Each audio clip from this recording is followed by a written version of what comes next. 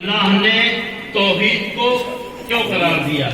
تو اس کو بیان کیا شہزادی نے کہ اللہ نے توحید کو اس لیے قرار دیا تاکہ تم بت پرستی سے نکل کر خدا پرستی کی طرف آؤ اور اپنے اللہ کو پہچانو کہ جو اس کائنات کا حقیقی خالق ہے۔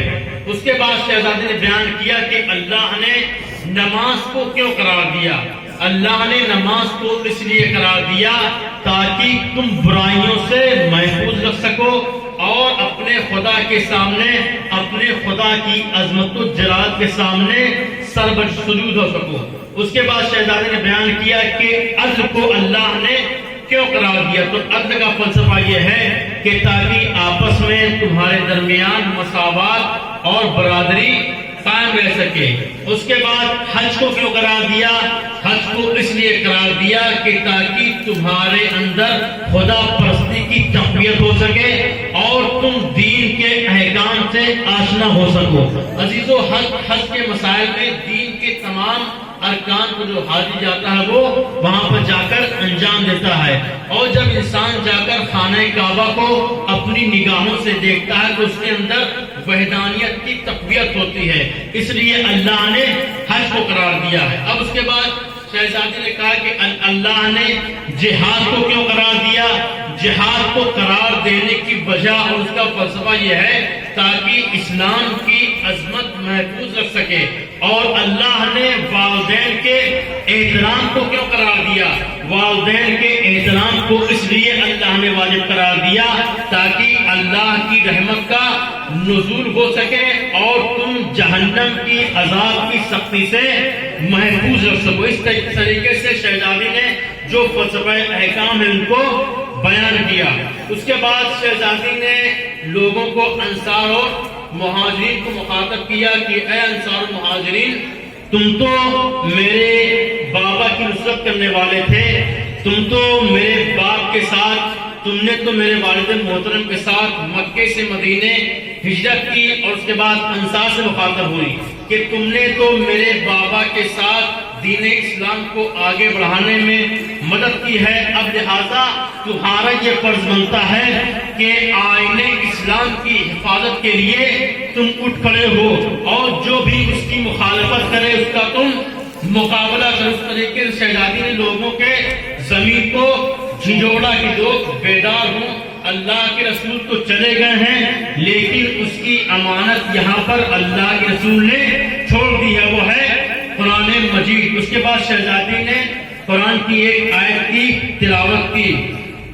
وہ آیت کیا ہے کہ یا ایھا الذین آمنوا اتقوا اللہ حق تقاتہ، اے صاحبان ایمان اللہ سے ڈرو جو اس سے ڈرنے کا حق ہے۔ آپ اگر دیکھیں قرآن مجید میں تو ایسی بہت سی آیات موجود ہیں جس میں ذکر ہوتا ہے کہ یا ایھا الذین آمنوا اتقوا اللہ، یعنی اللہ سے ڈرو، لیکن شہزادے نے کسی اور آیت کا انتخاب نہ کیا بلکہ اس آیت کا انتخاب کیا جس میں ذکر ہوتا ہے کہ حق تقاتہ، اللہ سے اس طریقے سے ڈرو جو اللہ سے ڈرنے کا حق ہے۔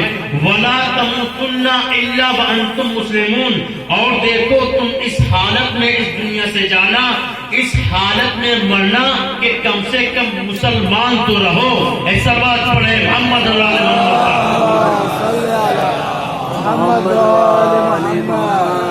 اور اس کے بعد شہزادی نے کہا کہ تم اپنے آپ کو جاہلوں کی صفوں سے دور کر لو۔ اے مہاجرینوں انصار، انما یخشی اللہ من عبادہ العلماء، کہ بے شک اللہ سے صرف ہوش مند افراد ہی ڈرتے ہیں۔ جو ہوشیار ہوتے ہیں وہ انسان اللہ سے ڈرتا ہے۔ اس کے بعد شہزادی لوگوں کی طرف مخاطب ہوئی اور کہتی ہیں اے لوگوں، مجھ کو پہچانتے ہو؟ میں کون ہوں؟ میں فاطمہ ہوں، میں اللہ کے رسول کی بیٹی ہوں۔ میری زبان سے کبھی بھی غلط بیانی نہیں ہوتی ہے، میرے کلام حکمت سے لبریز ہوا کرتے ہیں۔ میں اس رسول کی بیٹی ہوں کہ جس نے تمہیں جہالت سے نکال کر روشنی میں لے کر آیا۔ میں اس رسول کی بیٹی ہوں۔ اچھا تم یہ بتاؤ کہ تم میں سے کون ہے جو یہ کہہ سکتا ہے کہ اللہ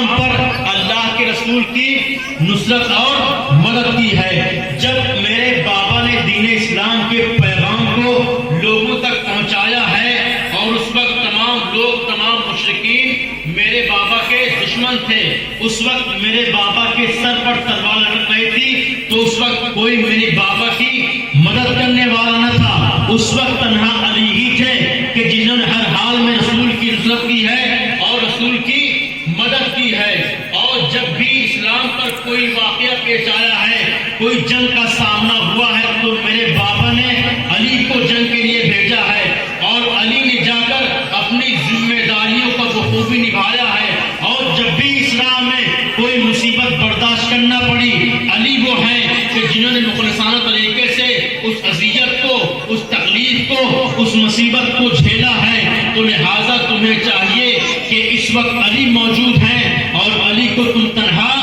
نہ چھوڑو۔ اس طریقے سے شہزادی نے خطبہ فدق میں لوگوں کے ضمیر کو جھنجھوڑا ہے۔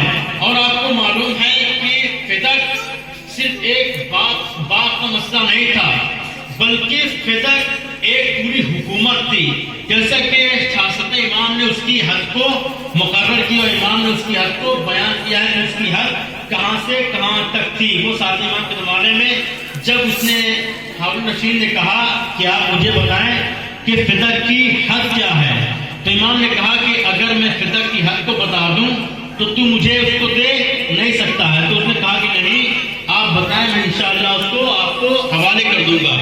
تو امام نے اس کے حدود کو جب بیان کرنا شروع کیا ہے تو ہارون رشید تخت سے اتر کر نیچے کھڑا ہو گیا، کہا کہ اب اس سے اچھا ہے کہ آپ ہی تخت پر بیٹھ جائیں اور آپ ہی حکومت کریں۔ تو امام نے کہا کہ میں نے پہلے ہی کہا تھا کہ اگر میں فدق کے حد کو بیان کر دوں گا تو مجھے نہیں دے سکتا۔ تو فدق پوری خلافت تھی جس کے ذریعے سے لوگوں نے ایک بہانہ بنایا اور اس کے ذریعے سے خلافت کو غصب